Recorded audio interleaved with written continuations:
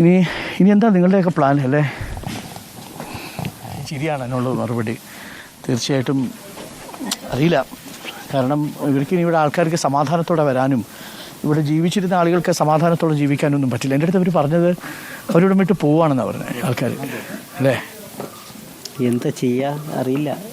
കാരണം ഒന്ന് നമ്മളെ ഒരു ഗ്രാമം അധ്വാനമല്ലേ, ഇത്രയും കുറേ നാളത്തെ അധ്വാനമായിരിക്കുമല്ലോ റിസോർട്ട്. ഈ ഒരു സ്വപ്നമല്ലേ? എത്ര വർഷമായി ഇത് റിസോർട്ട് തുടങ്ങിയിട്ട്? റിസോർട്ട് വളരെ റീസെൻ്റായിട്ട് സ്റ്റാർട്ട് ചെയ്തിട്ടുള്ളൂ. അത് മാത്രമല്ല, റിസോർട്ടിനൊക്കെ ഉപരി നമ്മുടെ നാടാണ്, ജനിച്ചു വളർന്ന നാടാണ് ഇത്രയും കാലം. കാരണം ഇവിടെ സംബന്ധിച്ച് നമ്മൾ സിറ്റി ലൈഫ് പോലെയല്ല, ഒരു ഗ്രാമം എന്ന് പറഞ്ഞു കഴിഞ്ഞാൽ എല്ലാവർക്കും അറിയാം.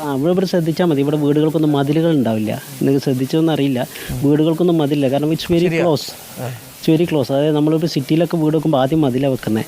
പക്ഷേ ഇവിടെ വീടുകൾക്കൊന്നും മതിലുകളൊന്നുമില്ല. വീട് മതിലില്ലാത്ത ആ ഒരു റിലേഷനാണ് അത്. അത്രയും അതിപ്പോൾ ഒരു ജാതി മതഭേദം പിന്നെ എല്ലാവരും ഒരുമിച്ച് എല്ലാ ആഘോഷങ്ങളും ഒരുമിച്ച് കൂടുന്ന ഒരു ആളുകളാണല്ലോ. ശരിയാവും. നമ്മൾ സാധാരണ പറയുമല്ലോ, ഇതൊക്കെ ഓരോ പരീക്ഷണങ്ങളല്ലേ. ഇപ്പോൾ നിങ്ങളിപ്പോൾ ദുബായിൽ കിടക്കുന്ന, നിങ്ങൾ ദുബായിലായതുകൊണ്ട് നിങ്ങൾ രക്ഷപ്പെട്ടു. ഒരുപക്ഷെ നിങ്ങൾ ദുബായിലല്ലായിരുന്നെങ്കിൽ ഈ നാട്ടിൽ തന്നെ കാണുമല്ലോ. തീർച്ചയായിട്ടും ഓരോ കാലവും അവസ്ഥയൊക്കെയാണ്. അപ്പോൾ ശരിയാവും. ഞങ്ങൾ ആ മുകളിലെ ഭാഗത്തേക്ക് കൂടി ഒന്ന് പോയിട്ട് വരാം. ഇവിടെ നിന്ന് ഇറങ്ങിയിട്ട് അങ്ങോട്ട് പോകണം അല്ലേ? യൂനിസ് ഉണ്ട്. യൂനിസ് മറ്റൊരു ഉടമയാണ്. നിങ്ങൾ എനിക്കൊന്ന് ഒരു 3-4 പേര് ചേർന്നിട്ടാണ് ഇത്. ഞാൻ യൂനിസ്, നൂറുദ്ദീനും നമ്മളെ ഫ്രണ്ട്സ് എല്ലാം കൂടി. യൂനിസ് നമുക്കൊപ്പം ഉണ്ട്. ഈ തകർന്ന മനുഷ്യരുടെ അടുത്ത് നമ്മൾ സംസാരിക്കുന്ന സമയത്ത് നമുക്ക് തന്നെ വല്ലാത്തൊരു യൂനിസേ നമസ്കാരം. യൂനിസ് ഭക്ഷണം കഴിച്ചോ? യൂനിസ് ഈ സമയത്ത് ഇവിടെ ഉണ്ടായിരുന്നു അല്ലേ? നൂറുദ്ദീനും ആളുകളെ ഇനിയും നമുക്ക് കിട്ടാനുണ്ട്. യൂനിസിന്റെ ഒരു 8 ആൾക്കാർ ഇനിയും നമുക്ക് കിട്ടാനുണ്ട്. വീട്ടിലാ നമ്മൾ മൊത്തം 7 പേര് പോയിട്ടുണ്ട്. 2 പേരെ കിട്ടി, ബാക്കി കിട്ടാനുണ്ട്. യൂനിസിന്റെ വീട്ടിൽ? അതെ, എൻ്റെ പെങ്ങളുണ്ട്, അളിയനുണ്ട്, പെങ്ങളെ മോനുണ്ട്, മോൻ്റെ ഭാര്യയുണ്ട്, ഒരു കൊച്ചുണ്ട്. അവർ അല്ല ഇവിടെ ആണോ? പിന്നെ വല്യമ്മ ഉണ്ട്. യൂനിസ് എവിടെ താമസിച്ചോണ്ടിരുന്നത് ശരിക്കും? ഞാനിതിൻ്റെ മുകളിലാണ് താമസിച്ചത്. അന്ന് അപകടം പറ്റുന്ന സമയത്ത് ഇവിടെയാണ് താമസിച്ചിട്ടുള്ളത്. ഇവിടെ ഉണ്ടായിരുന്നു. ആ സമയത്ത് ഈ ശബ്ദം കേട്ടിട്ട് തിരിച്ചറിഞ്ഞു ഇത് ഉരുൾപൊട്ടലാണ്? ഉരുൾപൊട്ടലാണ് തിരിച്ചറിഞ്ഞ് ഞങ്ങൾ വണ്ടി കൊണ്ട് പോയിട്ട് ബാക്കി ഒരു 100-150 ആൾക്കാർ ഇതിൽ ഞങ്ങൾ സെറ്റിൽ അടിച്ച് ഇവിടെ കൊടുന്നു. ഇവിടെ താമസിപ്പിച്ചതൊക്കെ അവിടെ നിന്നാണ് എനിക്ക് കോള് വരുന്നത്. പക്ഷെ ആ സമയത്ത് ഇത്രയും വലുതാണെന്ന് അറിഞ്ഞിരുന്നു. ഈ പെങ്ങളെയൊക്കെ അപ്പം പിന്നെ അവർ വിളിച്ചില്ലേ? പെങ്ങളെ അവര് ഹൈറ്റുള്ള ഏരിയയിലാണ് താമസിച്ചിരുന്നത്. ഭക്ഷണം കഴിച്ചിട്ട് രാത്രി കിടക്കാൻ വേണ്ടി അങ്ങോട്ട് പോയതാണ്.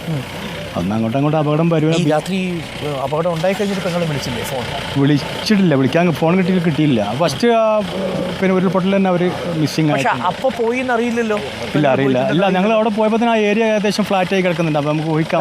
രാത്രി കാണാൻ പറ്റുമോ? വെളിച്ചമില്ലല്ലോ. ഇല്ല, ഞങ്ങൾ മൊബൈൽ വെളിച്ചത്തിൽ കാണാം. ആ ഏരിയ കംപ്ലീറ്റ് ഫ്ലാറ്റായി മരുഭൂമി പോലെ കിടക്കുന്നത് നമുക്ക് ഉറപ്പാണ്. ആ ഭാഗത്ത് എല്ലാവരും പോയിട്ടുണ്ടാവും എന്നുള്ളത്.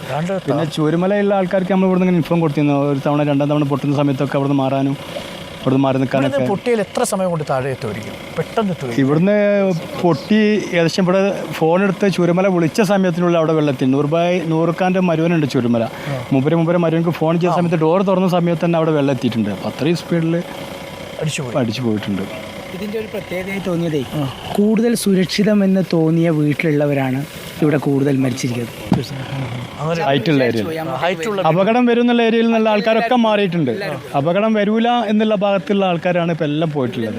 രക്ഷപ്പെട്ട് ഓടി മുണ്ടക്കയിലേക്ക് ഓടിയ കുറേ ആ വീട്ടിൽ നിന്നില്ലെങ്കിൽ അവർക്ക് കുഴപ്പമില്ല. ഈ യൂനിസിന്റെ ഇവരുടെ 8 പേരിൽ ആരെങ്കിലും കിട്ടിയോ? 2 പേരെ കിട്ടിയിട്ടുണ്ട്.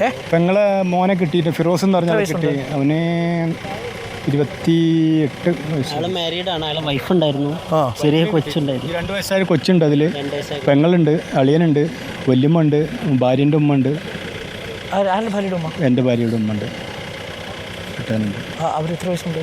അവരൊരു 50-52 വയസ്സ് ഭാര്യൻ്റെ ഉമ്മക്കുണ്ട്. ഒരു 75 വയസ്സ്. അവർ നമ്മളിവിടെ പൊട്ടിയ സമയത്ത് തന്നെ ഭാര്യ അവരെ വിളിച്ചുകൊണ്ടിരിക്കുന്നുണ്ട്. പക്ഷെ അപ്പോഴത്തേനൊക്കെ ഫോൺ എടുത്ത് പോയിട്ടുണ്ട്. ഇവിടുന്ന് ഫോൺ ചെയ്യുന്ന സമയത്തിനുള്ള അവിടെ വെള്ളം എത്തിയിട്ടുണ്ട്. അവിടെ വല്ലാത്തൊരു അവസ്ഥയാണ്. എന്താ ചെയ്യാൻ പറ്റും? എങ്ങനെയാണ് ഇത് മുന്നോട്ട് പോകും? ഒരു അറിവില്ല. രക്ഷാപ്രവർത്തനമാണെങ്കിലും ഇവിടെ ഇപ്പോൾ നമ്മൾ വാപ്പൊക്കെ 60-70 വർഷം പഴക്കമുള്ള ആൾക്കാരാണ് ഇവിടെ ഉള്ളവരെല്ലാം. അവരായിട്ടുണ്ടാക്കിയ ഭൂമിയൊന്നും നാടില്ല. അപ്പോൾ ഭൂമി ഇത്ര പെട്ടെന്ന് നമ്മൾ ഈ കോലത്തിലാവുന്ന ആരും പ്രതീക്ഷിച്ചിട്ടില്ല. നിങ്ങളിത് തുടങ്ങിയിട്ട് കുറച്ച് കാലമേ ഉള്ളൂ ഈ സംരംഭം? തുടങ്ങിയിട്ട് ആകെ 3-4 മാസമായിട്ടേ ഉള്ളൂ സംരംഭം തുടങ്ങിയിട്ട്. അതിനിടയ്ക്കാണ് ഇങ്ങനൊരു സ്റ്റാഫാണ് അനസ് അല്ലേ?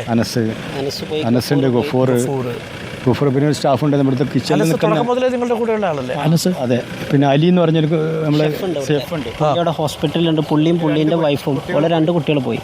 2 കുട്ടികൾ പോയി. എന്താ യൂണിസെഫ് പറയേണ്ടതെന്നറിയില്ല. ഇനി മേപ്പാടി ഭാഗത്തൊക്കെ ഒരുപാട് വീടുകളിലും സ്കൂളിൽ ക്യാമ്പ് ചെയ്യുന്ന ആൾക്കാർക്ക് ഒരു മോട്ടിവേഷൻ ഒരു ഇതൊക്കെ കൊടുക്കാനുള്ള ഒരു സംവിധാനമാണ്. അവരൊക്കെ ഇന്നലെ നമ്മൾ മിനിസ്റ്ററുടെ അടുത്ത് പറഞ്ഞു. അപ്പം അത് ഇന്ന് മുതൽ കൂടുതൽ ആക്റ്റീവ് ആവും. കൗൺസിലൊക്കെ ഇഷ്ടംപോലെ കിട്ടുന്നുണ്ട്, എല്ലാം ഉണ്ട്. പക്ഷേ മാനസികമായ ബുദ്ധിമുട്ട് എന്താണെന്ന് വെച്ചാൽ എന്താ പറയുക യൂണിസ്, ഇനി ഇത് പുത്തുമലയിലൊക്കെ നമ്മൾ കണ്ടതല്ലേ, അത് ദിവസം പോകുന്തോറും ആൾക്കാരങ്ങ് പോകും. ഈ രക്ഷാപ്രവർത്തനത്തിൽ വരുന്നവരുടെ ഒരു ആവേശമൊക്കെ ഒരു ഘട്ടം ഉണ്ടാവുമല്ലോ. ഇപ്പോൾ ഞങ്ങളടക്കമുള്ള മാധ്യമങ്ങൾക്ക് വേറെ വാർത്ത വരുമ്പോൾ സ്വാഭാവികമായിട്ട് നമ്മൾ പോകുമല്ലോ. 1-2 റിപ്പോർട്ടർമാർ മാത്രമാവും. സന്നദ്ധ സംഘടനയുടെ JCBയുടെ എണ്ണം കുറയും. ഈ സ്ഥലം ഏറ്റവും വലിയ ചലഞ്ച് അതാണ്. കാരണം വെച്ചാൽ ഇപ്പോൾ ഒരു മീഡിയ അറ്റൻഷൻ ഉണ്ട്, ഒരുപാട് മീഡിയാസ് ഉണ്ട്, എല്ലാ ഫോഴ്സും ഇവിടെ ഉണ്ട്. Within may be 10 or 20 days കഴിയുമ്പോൾ ഇതെല്ലാം ഒഴിഞ്ഞു പോകും. അപ്പോൾ ഒറ്റപ്പെട്ടു പോകുന്ന ആളുകളുണ്ട്. അവരൊരു റീഹാബിലിറ്റേഷൻ, ഒരു റിക്കവറി, അതിന് വേണ്ടിയിട്ടുള്ള സപ്പോർട്ടാണ്. ഇപ്പോൾ എല്ലാവരും ഉണ്ട്, പക്ഷേ കുറച്ച് ദിവസം കഴിയുന്ന സമയത്ത് അവരൊറ്റപ്പെട്ടു. അതിനകത്ത് തന്നെ വാപ്പയും ഉമ്മയും പെങ്ങളും പോയ ഒരൊറ്റ മോന്, അങ്ങനത്തെ 2-3 ആളുകളുണ്ട്. വേറെ ആരുമില്ല അവർക്ക്, ഒരൊറ്റ ആൾ മാത്രം. അവർക്ക് ഞങ്ങൾ അവരെ കൂട്ടിപ്പിടിച്ച പതിയാവുള്ളൂ. അവരെ ഒറ്റപ്പെടുത്തി എവിടെയെങ്കിലും കൊണ്ടുവിടാൻ പറ്റില്ല. കാരണം അവർക്ക് ഞങ്ങളെ കൂടെ നിന്നാലുള്ള അവർക്ക് ഇത് റിക്കവർ ചെയ്യാൻ പറ്റുള്ളൂ. അവരെ മാത്രം വേറെ എവിടെയെങ്കിലും കൊണ്ടുപോയി വിടാൻ പറ്റില്ല. ഞങ്ങളെ കൂടെ നിർത്തിയേ മതിയാവുള്ളൂ. ഇപ്പോൾ ഞങ്ങൾ അങ്ങനത്തെ ആളുകളെല്ലാം കൂടി മേപ്പാടിയിൽ ഒരു ലോഡ്ജ് എടുത്തിട്ട് നമ്മൾ ഫ്രണ്ട്സിനെ കൂടി റൂം എടുത്തിട്ട് താമസിക്കുക. കാരണം അവരെ കൂടെ നിൽക്കുക ഞങ്ങൾക്കിപ്പോൾ അതേ ചെയ്യാൻ പറ്റുള്ളൂ. അവർക്കൊരു നല്ല വെയിലും ആ ഉരുൾ പൊട്ടിയതിന് ശേഷം പിന്നെ ശരിക്കും ശക്തമായ മഴ പെയ്തിട്ടില്ല. അതിന് വേണ്ടി പെയ്ത പോലെ വേണ്ടി പെയ്ത പോലെയാണ്.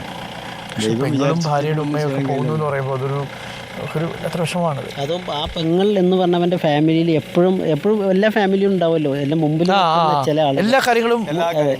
അതെ, നമ്മളൊരു ഭാഗം പോയ മാതിരിയാണ് അവരൊക്കെ പോയത്. അളിയനാവട്ടെ പെങ്ങളാവട്ടെ അളിയനും പോയി. വീട്ടിലെ ഫംഗ്ഷനും കാര്യങ്ങളൊക്കെ അവരാണ് കൈകാര്യം ചെയ്യലൊക്കെ. അളിയൻ്റെ പേരെന്താ? അളിയൻ്റെ പേര് മുസ്തഫ, പെങ്ങളെ പേര് റഷീദ. പിന്നെ റഷീദക്കൊരു ചേച്ചിയാണോ? ആ ചേച്ചിയാണ്. നിങ്ങളെയൊക്കെ വളർത്തിയ ആളാണ്. 52 വയസ്സുണ്ടാവും. ഒക്കെ ശരിയാവും.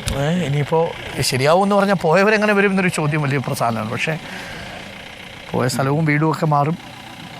എന്താ പറയുന്നത് അറിയില്ല, നമുക്ക് പറയാൻ വാക്കില്ലല്ലോ. ഇങ്ങനെ ചേർത്ത് പിടിക്കാൻ ഒരു സ്ഥലത്തേക്ക് റീപ്ലാന്റ് ചെയ്ത് എല്ലാവരും ഒരുമിച്ച് നിർത്താനുള്ള ഞങ്ങൾ സർക്കാർ ഇന്നലെ ഒരു പ്ലാൻ വെച്ചിട്ടുണ്ട്. ഇനിയും മാറ്റി ഓരോ സ്ഥലത്തേക്ക് ടൗൺഷിപ്പ് ഉണ്ടാക്കി ആ ടൗൺഷിപ്പിലെല്ലാം അവിടെ കൊടുക്കുക. അതിനെ എല്ലാവരും സഹായിച്ചാൽ നടക്കും. എല്ലാവരും മാനസികമായിട്ട് ഒറ്റ അടിയിലുള്ള ആൾ. ഇനി അവരെ പല സ്ഥലത്തായിട്ട് കൊണ്ടുപോയി നിർത്തിക്കാൻ വീണ്ടും ഒരുമിച്ചൊരു സ്ഥലത്തേക്ക്. അതെ, ഒരുമിച്ചൊരു സ്ഥലത്തേക്ക് നിർത്താൻ. നമ്മുടെ നാട്ടുകാർ ഇപ്പോൾ മേപ്പാടിയിൽ നിന്ന് ഞങ്ങൾ മേപ്പാടിയിലുണ്ടായിരുന്നു. അവിടെ നമ്മളൊരു ചെറിയ ഓഫീസ് പോലെ റൂം എടുത്തിട്ട് നമ്മളൊരു വാട്സപ്പിൽ വോയിസ് നോട്ട് കൊടുക്കുകയാണ്. നമ്മളെല്ലാം ഇവിടെ ഉണ്ട്, എല്ലാവരും പരസ്പരം ഒന്ന് കാണുക, പരസ്പരം സംസാരിക്കുക, അത്രയെങ്കിലും ഒരു സമാധാനം ആവുമല്ലോ. എല്ലാവരും ഇങ്ങനെ നടക്കുക. അപ്പോൾ നമുക്ക് ഇത് സർക്കാരിൻ്റെ പരിഗണനയിലുണ്ട്. ഒരിക്കൽ കൂടി നമുക്കിത് പറയാം. ഒരു പൊതുവായൊരു സ്ഥലമെടുത്ത് സേഫായൊരു സ്ഥലത്ത് ഇത്തരം ഭീഷണികൾ വരാത്ത ഒരു സ്ഥലത്ത് നമുക്ക് എല്ലാവരെയും കുട്ടികളടക്കം അവരുടെ മനസ്സൊക്കെ വല്ലാതെ ഭയന്നു പോയിട്ടുണ്ട്. ഒപ്പം പഠിക്കുന്ന കുട്ടികളെല്ലാം പോയിട്ടുണ്ട്. എൻ്റെ കുട്ടിയുടെ വാർത്ത കാണിക്കുമായിരുന്നു. ആ കുട്ടി ചായ കൊടുക്കുകയാണ്. ആ കുട്ടിയുടെ കൂട്ടുകാരെ തിരയാൻ വന്ന ആൾക്കാർക്ക് ചായ കൊടുക്കുകയാണ് ഞാനെന്ന് പറഞ്ഞിട്ട് ആ കുട്ടി കയറിപ്പോയി. അത്രയ്ക്ക് സങ്കടമുള്ള കാഴ്ചകളാണ്. ശരിയാവൂടൂ എല്ലാം. ഇനി മുന്നോട്ട് പോയാലേ പറ്റൂ. അല്ല എന്താ അല്ലേ? പോട്ടെ എന്നാ. Thank you so much. Thank you for your support. നമ്മൾ ആ ഒരു ഇമ്മീഡിയറ്റ് ടൈമിൽ നമുക്ക് ചില എമർജൻസി സിറ്റുവേഷൻസിൽ ഓർമ്മ വരുന്ന പേരുകൾ നിങ്ങളതൊക്കെയാണ്. Because you are doing a great job. അത് പറയാതിരിക്കാൻ പറ്റില്ല. നമുക്കൊരു ഇമ്മീഡിയറ്റ് ടൈമിൽ അല്ല, ആ വിളിയിൽ നൂറുദ്ദീൻ്റെ വിളിക്കാത്തൊരു വല്ലാത്തൊരു പരിഭ്രാന്തി ഉണ്ടായിരുന്നു. ശരിക്കും പറഞ്ഞാൽ ഞങ്ങളൊക്കെ അവിടെ നിന്ന് ഭയന്നു പോയി. കഴിഞ്ഞ പ്രാവശ്യം ഉരുൾപൊട്ടൽപ്പെട്ട ആളായതുകൊണ്ട് മുപ്പർക്ക് എല്ലാ കാര്യങ്ങളും മനസ്സിലാവും. ആ വിളിക്കാത്ത ആ ഒരു ആത്മാർത്ഥ. അവരന്ന് മേപ്പാടിൽ നിന്ന് ഇവിടെ വന്ന ആളാണ്. ഇവിടുത്തെ അവസ്ഥ കണ്ടിട്ട് മേപ്പാടിൽ നിന്ന് ഇങ്ങോട്ട് വണ്ടി എടുത്ത് വന്ന ആളാണ്. പോട്ടെ. Okay, thank you. മുകളിലേക്കൊന്ന് പോയിട്ട് വരാം. Okay, thank you. വരെ ഒന്ന് പോയിട്ട് തിരിച്ചു വരും.